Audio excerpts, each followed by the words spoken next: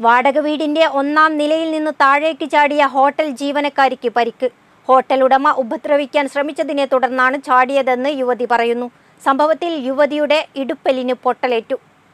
വാടകയ്ക്ക് താമസിച്ചിരുന്ന വീടിന്റെ 1-ാം നിലയിൽ നിന്ന് താഴേക്ക് ചാടിയ ഹോട്ടൽ ജീവനക്കാരിയായ യുവതിക്കാണ് പരിക്കേറ്റത്.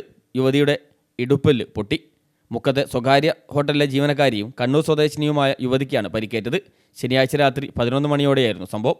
ശബ്ദം കേട്ട് ഓടിക്കൂടിയ അയൽവാസികളും നാട്ടുകാരും യുവതിയെ KMCT മെഡിക്കൽ കോളേജ് ആശുപത്രിയിലും പിന്നീട് കോഴിക്കോട് മെഡിക്കൽ കോളേജിലും പ്രവേശിപ്പിച്ചു.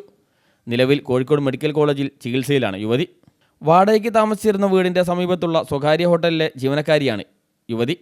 ഹോട്ടൽ ഉടമയും മറ്റ് 2 പേരും രാത്രി താൻ താമസിക്കുന്ന വീട്ടിലെത്തി ഉപദ്രവിക്കാൻ ശ്രമിച്ചപ്പോൾ രക്ഷപ്പെടാനായി താഴേക്ക് എടുത്ത് ചാടുകയായിരുന്നുവെന്നാണ് യുവതി പോലീസ് നൽകിയ മൊഴിയിൽ പറയുന്നത്.